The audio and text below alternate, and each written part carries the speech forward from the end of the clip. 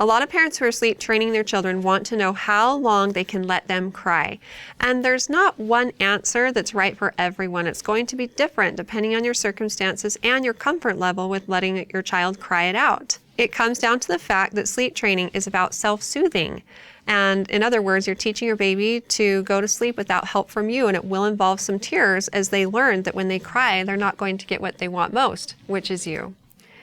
As parents, we all get used to our child's cries, and sometimes they're just crying because they want us. And if you're pretty sure that that's the only reason why your baby's crying, then you can let them cry for as long as you're comfortable with it.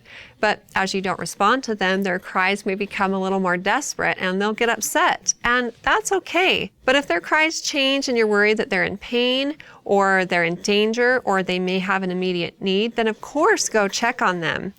As I was sleep training my son, he was very persistent, by the way, and you have to match persistence with persistence. He was screaming, and he'd been screaming for about 30 to 45 minutes. And then all of a sudden his cry changed a little bit, and I could tell something was different. So I went in to check on him, and he was spread eagle in the slats of his crib. And so after I picked him up and comforted him and put him back down, he went to sleep.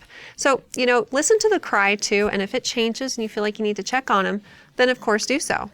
Like I said, you have to match persistence with persistence and pick a period of time when you are able to be sleep deprived for about a week or so, because this is often how long it takes. Your partner also needs to be involved in the process, because if they go pick up your baby after they've been screaming forever, then it's just going to take you back to square one because the baby got what they wanted from crying. And if you're talking about naps or nighttime sleep, again, you can let them cry as long as you feel like they need to in order to learn that you're not going to respond and they need to self-soothe. This might mean 30 minutes or 60 minutes, or in some cases an hour or more, but with 4 to 7 days of persistence, you should all be sleeping better soon.